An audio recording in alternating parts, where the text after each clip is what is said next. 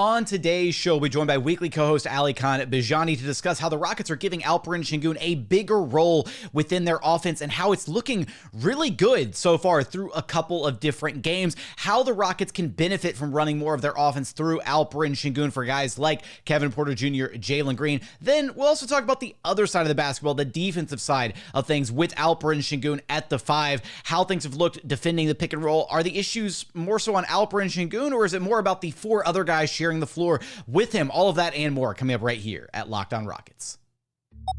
This is Mission Control, Houston. Ignition sequence start. The Houston Rockets select Jalen Green and Jabari Smith Jr. T-minus 15 seconds. Guidance is internal. Every time I step on that floor, I'm coming. You're getting somebody who's going to come in with a chip on their shoulder, somebody who's going to come in and compete from day one. 6, 5, 4, 3, 2, 1.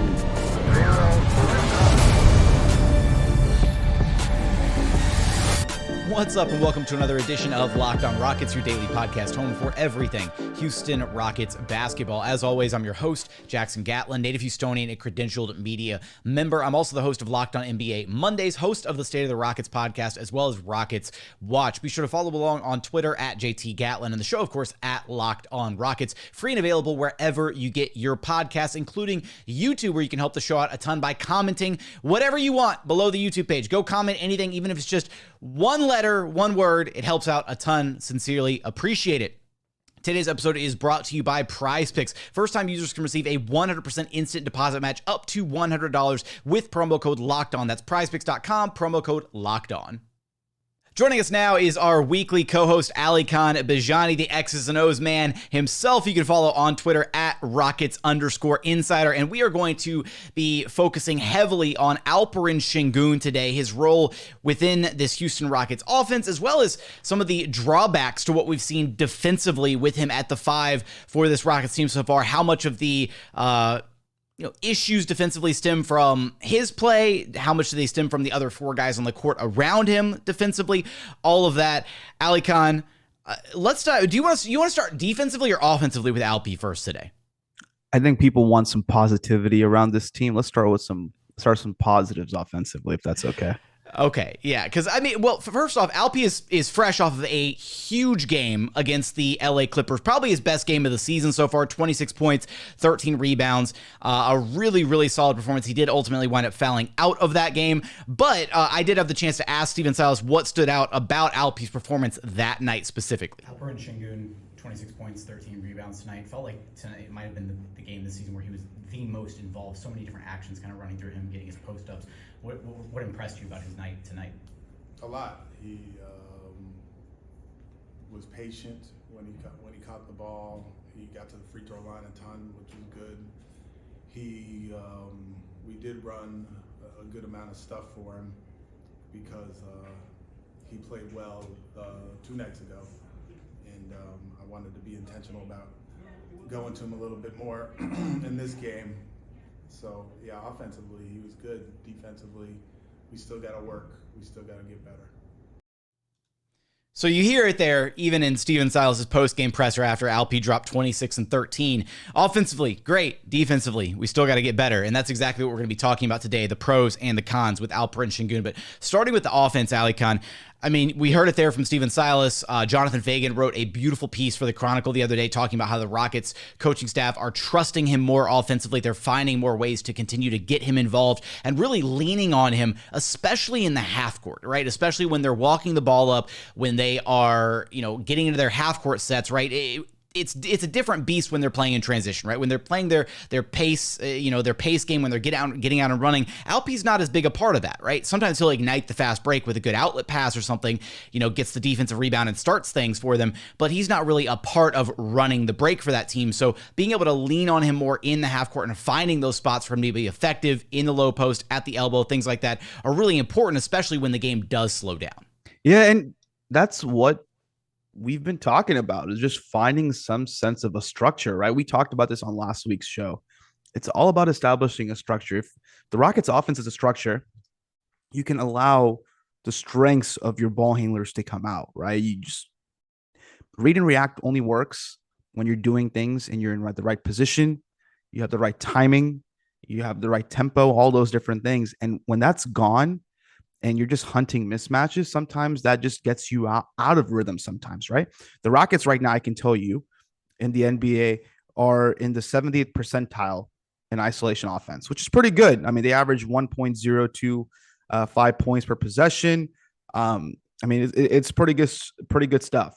Now, that being said, if you're running isolation offense too much, right? If you're hunting the mismatch too much, then it kind of takes you away from what you can do best, which is attacking downhill when you're moving the basketball side to side. Isolation should be what you should go to if it's early in the shot clock and you have a true mismatch, or if it's late in the shot clock and you get a nice switch. Out of all the different actions, Rockets, they like to run the little angle pick and rolls or wiper, which we've talked about extensively on the show, kind of wiping out that player, getting a switch. If you're running out of an action, it's much easier to be able to defend doing an isolation where you're good at, right? You're getting downhill. But when you're struggling, right, and you're taking quick shots that are not good shots, it's sometimes better to just slow down, throw it to the post, and let Alp go to work.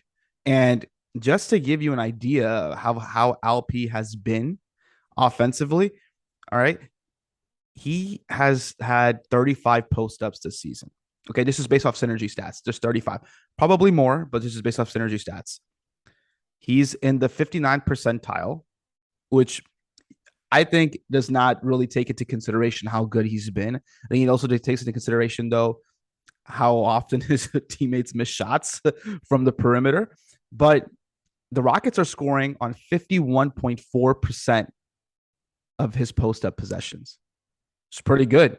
Stats are even better for him individually when he's on the left block. And so you're starting to see that more. Get him the ball early. If you're going to clear out one side, let him run a quick slip and get the ball to him and the post and just go to work. And then when you're going to him in the post, move, right? It's not just about spacing. Spacing also works when it's not three guys on one side. You got to cut, you got to slash. If a guy's cutting from the wing and somebody rotates over from the help side on the baseline, then that corner guy has to cut inside also for able to get a pass, right? It's all about movement and timing. I saw some of that in these last few games. I would like to see more of that in the games moving forward. Yeah, I mean, I think there's still a tendency from this Rockets team at times, right? When they do get Alpi, on the block, when he starts posting up, guys just kind of stand there, right? They're just kind of waiting for something to happen. And Steven Silas spoke extensively about that throughout training camp, and just the fact that for a lot of these guys, right? They've probably never, up until playing with Alpi, have never played with a guy that has the true post presence that he has, and it's a learning adjustment, right, for this entire team to learn how to play off of a guy like that when you've got a guy posting up who can create those looks, create shots for you out of the low post. And we've seen that time and again where he'll be down low, defense will start to, he'll suck in the defense and he whips out a pass to Jalen Green or Kevin Porter Jr. or Eric Gordon, whoever on the perimeter. And it feels like the Rockets aren't converting on a large number of those shots right now, which is really unfortunate because the creation is there, but overall, it would help them out quite a bit more, and we'd probably see more of those opportunities if we were seeing some little flare screens on the weak side, stuff like that, things to open up, more opportunities for Alpi to have more outlets to go to when he is posting up. And so a lot of Rockets fans all over social media or however you discuss, I've been noticing, I've been lurking, I've been noticing, you've been talking about horns, okay? What is horns? Horns is essentially a play where you have two bigs at the free throw line extended, okay? And the ball handler at the top of the key can make a decision. Will you take the screen from the big on the right at the free throw line extended or on the left? And oftentimes what I've been noticing, the different variations from it, which Rockets fans have been wanting for, come out of horns for them, right? It's a very simple set. You have two guys in the corner opposite sides. You have those two at the free throw line extended, ball handler. What it's been doing for Alpi, if you go back and watch the film, okay, they're running that set with Jabari and Alpi, and the ball handler will usually take Alpi's initial screen wherever he is. Then Alpi will kind of slip and duck and try to create a mismatch, right? Try to post up the big, get some positioning.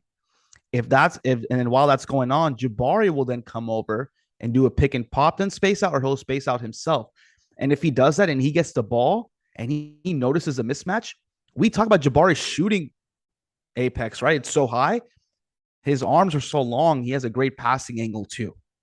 And he's been able to pass it down to Alp. And there's been a few possessions like that. And I want to see more of that, because what that does is that puts a defense in a true predicament, right? You have the ball handler, Jalen or KPJ, trying to attack downhill off of either screen. And if that's there, they're both going to take it downhill. That's number one in the offense. Attack, attack, attack, go downhill, go straight line, north to south. That's not there. Alp has a switch. You have that. You can give the ball to Alp. If he's still establishing, position after he slips and it's not there, you can run that pick and pop with Jabari. Now, if Jabari, they close out on him, right? Jabari's so long, if Alp establishes position, he can get the ball back and either can score himself or draw on the defense to score to somebody else. Triple option, essentially, like in football, right? You have a triple option. I like to think of that as a triple option. You're putting your team in a place to be successful. It's a play you can repeat over and over again because it works. Even if you switch it, the switch is going to be favorable in some regard. If Jabari has a small on him, he can shoot it or he can attack off the dribble. And he's going to have a few turnovers. Jabari's still learning how to have a tight dribble. Alp's going to have a few turnovers. Jalen and KPJ are going to have a few turnovers. But if it's coming out of a structure where they're thinking the right thing, they're trying to make that correct decision, I don't think any Rockets fan would have a problem with that. None whatsoever. At the end of the day, I think one of the things that a lot of Rockets fans want to see is a little bit more creativity within the offense, some different variations, new wrinkles, things like that. So that sounds, in theory, right? And we've seen it a little bit. We're starting to see it a little bit more, right? It looks good when we're able to get just different looks at different things, get guys in different spots and try to be a little bit more creative about how they're, achieving the offense that they want to achieve. Coming up, want to keep things focused on Alperen Sengun and the other ways that he's been able to impact this Houston Rockets offense. We're going to get there in just one moment after a quick message from our friends over at Prize Picks.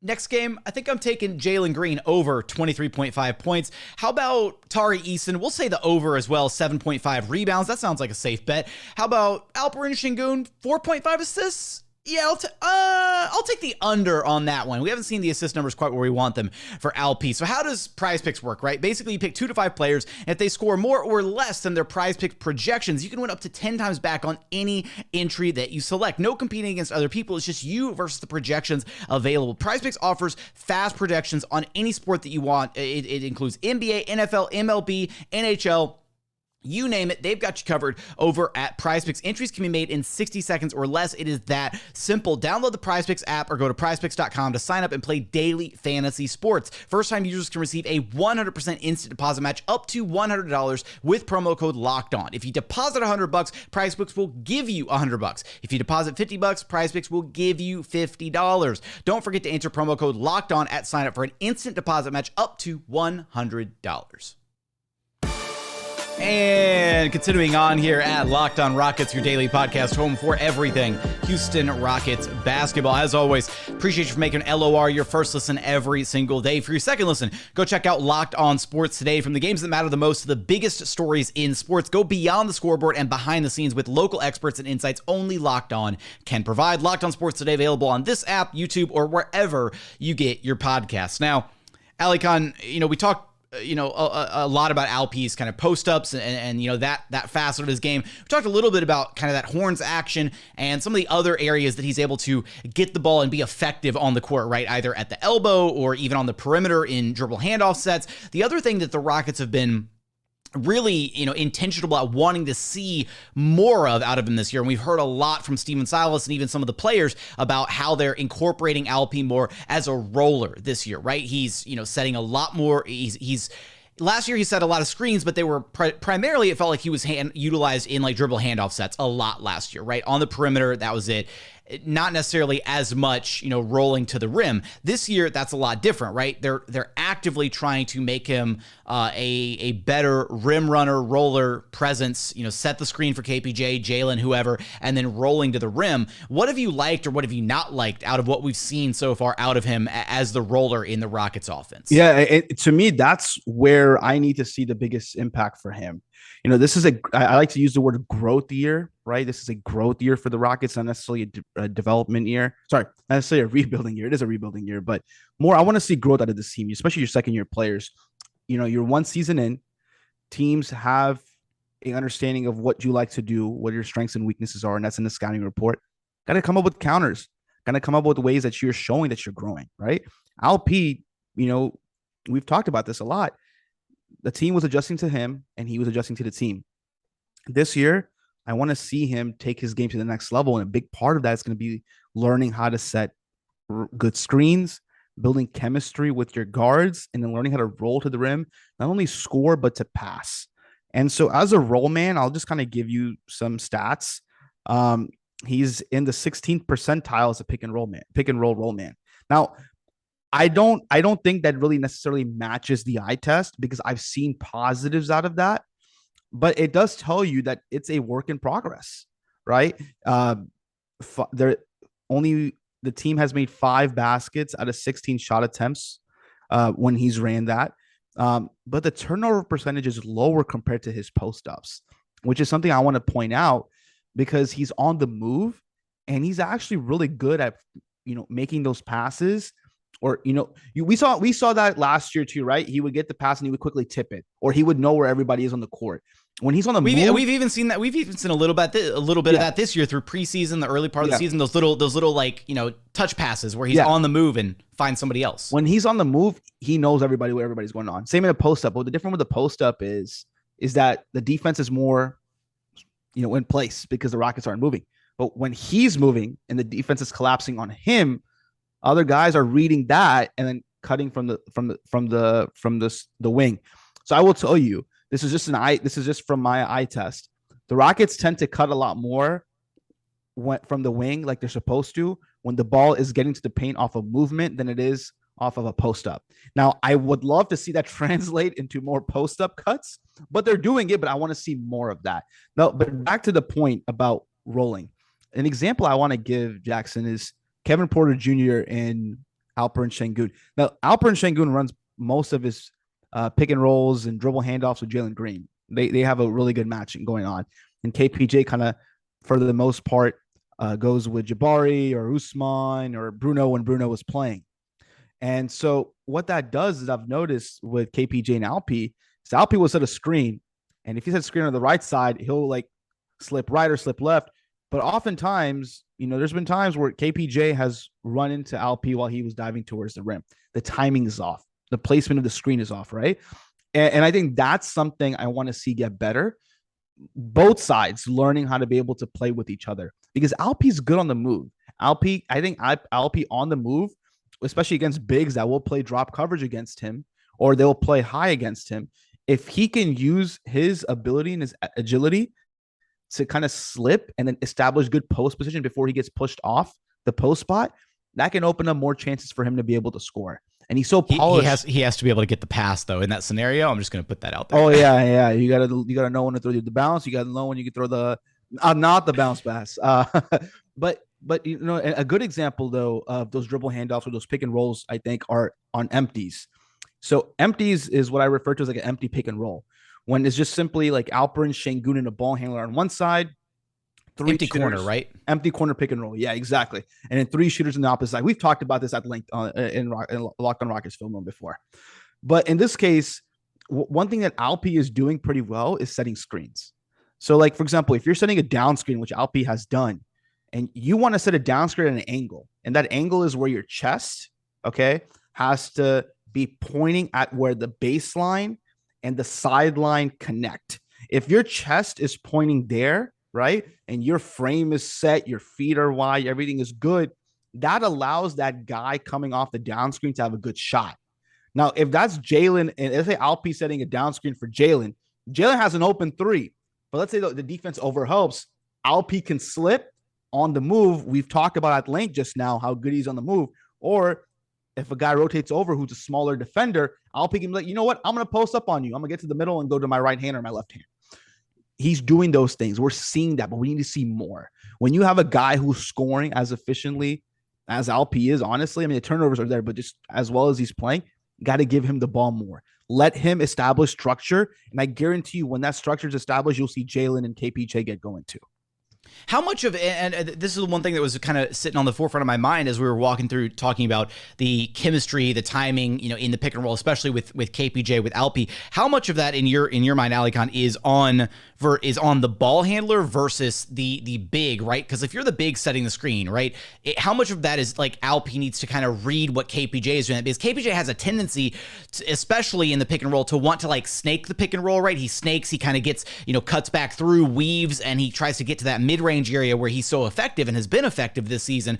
Whereas it feels like oftentimes like Jalen will use the primary screen and just explode and try to get going downhill, right? There's less, and Jalen still snakes occasionally too, but it feels like they don't bump into each other nearly as much. KYP, it's not just for defense. KYP is also for your own teammates. Know your personnel. And in this case with KPJ, like you talked about, he likes to snake and get to the middle of the paint. If you're Alpine, you're setting a screen diagonal at the wing, right? You have to be careful which route you take. It's like a wide receiver in the NFL, right? It's a route run.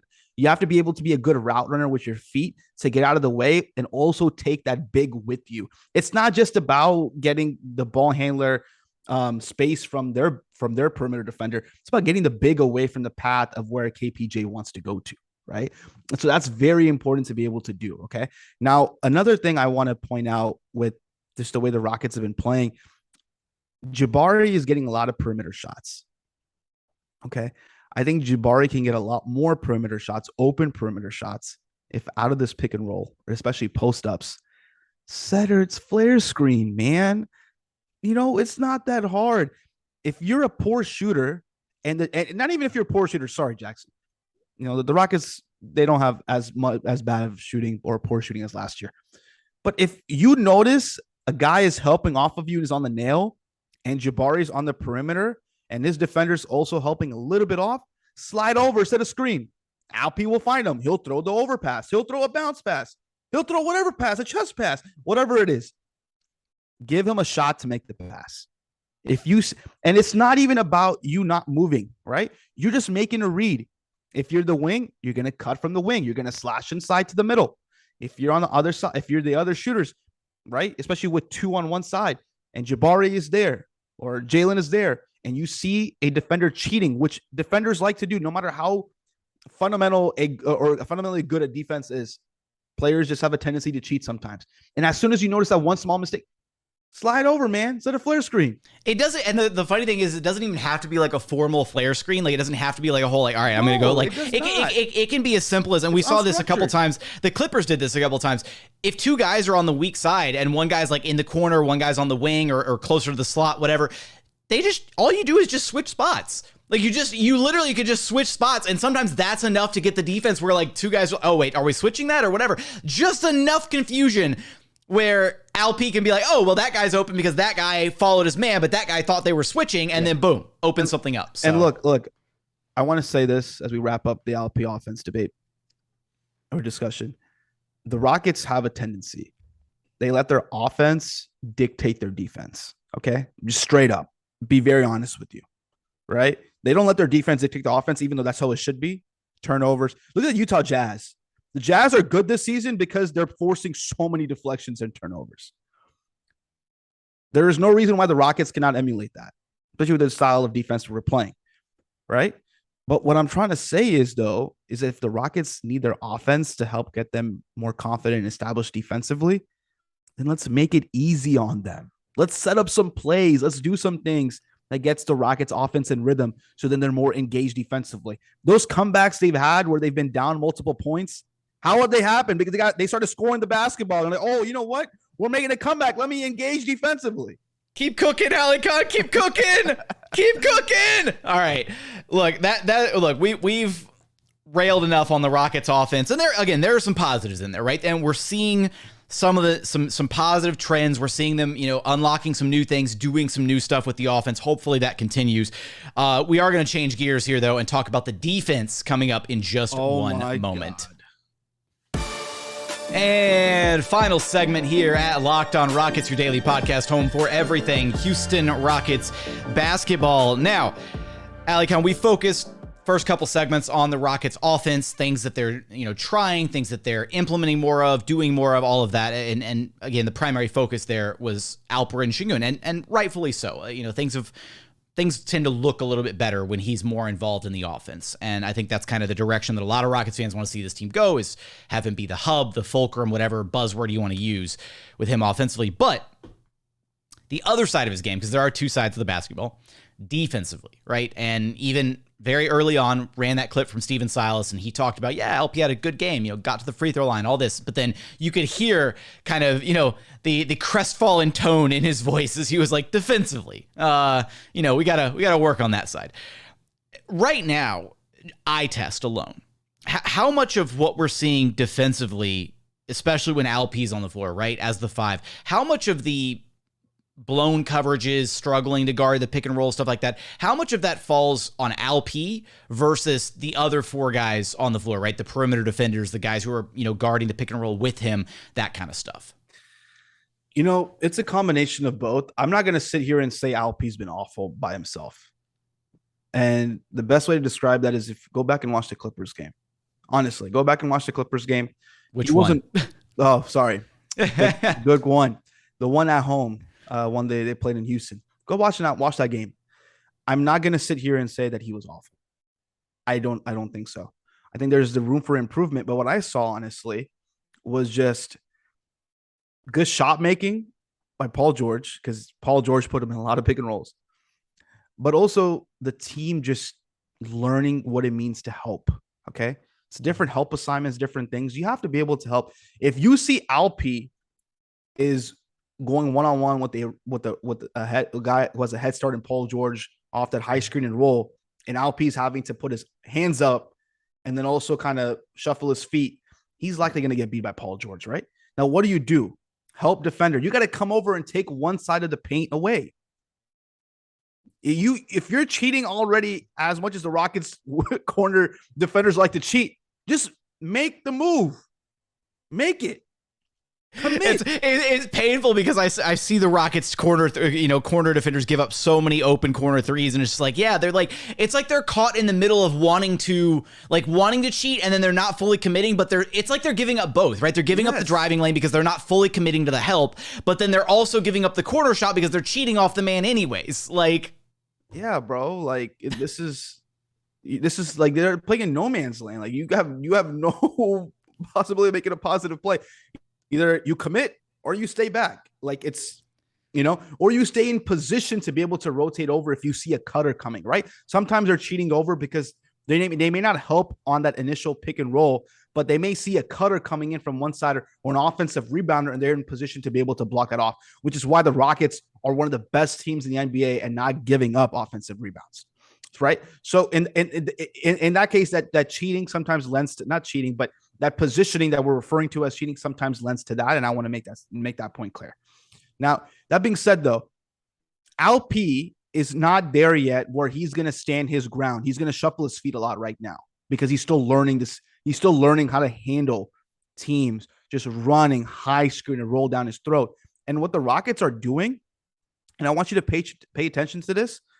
He is. I'm gonna post a clip on Twitter. Okay.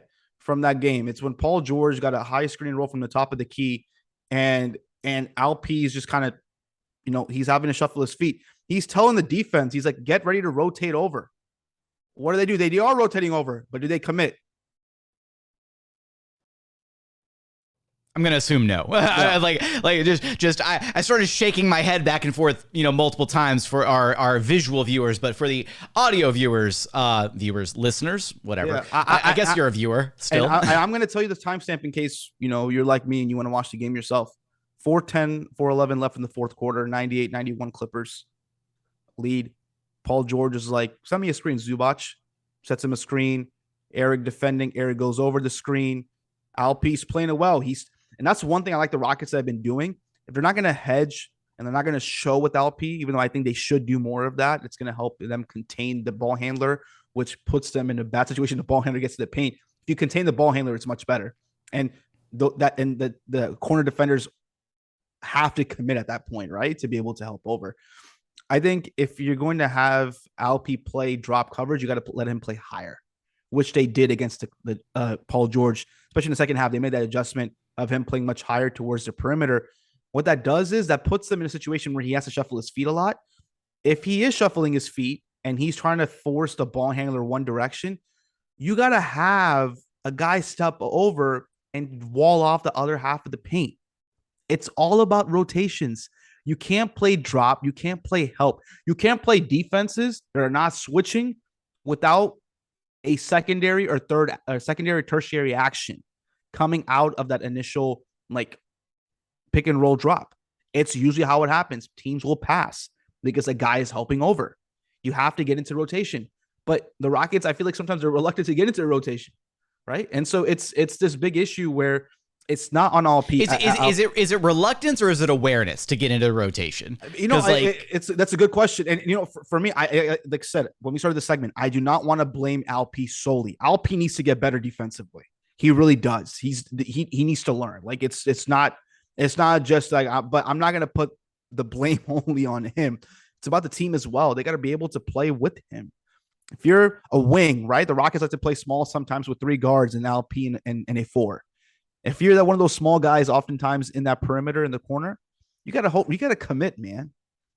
And you gotta expect your teammate to be able to rotate over and play the X, cross the difference, right? Which means that you're playing 2 shooters against 1 defender, but you expect that defender to be able to make the choice and the closeout, and then the rest of your team gets back and closes out too. How do you think the Lakers play when they won the championship with JaVale McGee and Dwight Howard playing center in the bubble? They played drop, but what did they do? They rotated, right? They did all these different things because they were able. That was the number 1 defense in the league, though. Like that's no, but what I'm saying is drop coverage can be successful. I think there's a tendency for some Rockets fans to think that drop coverage cannot be successful. I think it can. It's not just about one player, though. You're helping one player be successful. Alp's not there yet, where he's a Brook Lopez, where he can just put his hands up and kind of wall off the paint. He's still growing in size, and you have Jabari to be able to help him wall that off, right? You have all these different weapons. It's going to take some time, but please, I don't want this to be an Alp only thing.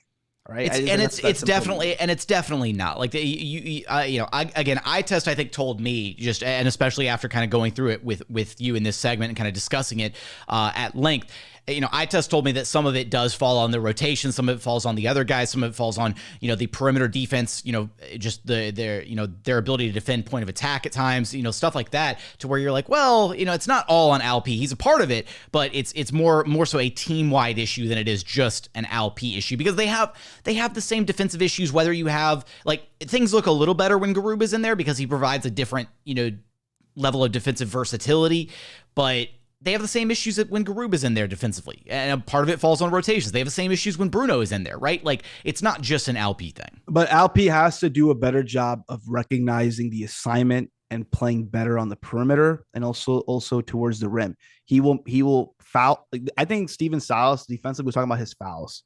He sometimes just, I know he gets called on for ticky-tacky stuff more than other bigs may. That's okay. I mean, it's okay. It's okay to admit at times he does. But also sometimes he just commits some really bad fouls. He has to be more – he's so valuable to this team. He needs to stay on the floor. How do you stay on the floor? His conditioning has been great. I have no problem with his conditioning. He just needs to stay on the floor by playing smart. Keep your hands up. Don't lean in. Like you have to – he's going to learn all these things. He's a savvy guy. He's going to learn all these different things. Getting Zubac that 3rd foul, that 4th foul, right? That's a savvy thing he did in the second game against the Clippers. He will continue to do those things, but he just has to learn how to be able to play smart so he can stay on the floor. All right, Alykhan, we went in depth like crazy today. You know the drill. Let everybody know where to track you down at. Follow me on Twitter at Rockets_insider. Make sure you're following us at Locked On Rockets, your daily podcast home for everything Houston Rockets basketball. Hey, that's my tagline. You're not allowed to steal that. That's going to do it for another edition of Locked On Rockets. As always, thank you so much for checking out the show. If you haven't done so yet, please consider subscribing wherever you listen to your podcasts. That's Apple, Spotify, Google, the Odyssey app, wherever you get your podcasts. Subscribe, rate, all that good stuff. We're also on YouTube. Go to YouTube, search Locked On Rockets. Be sure to like, comment, and subscribe. Remember, for the house, for the team, for the algorithm. Go comment on the show. Helps out a ton. But as always, thank you so much for watching. Thank you so much for listening. And we look forward to having you back right here at Locked On Rockets, your daily podcast home for everything Houston Rockets basketball.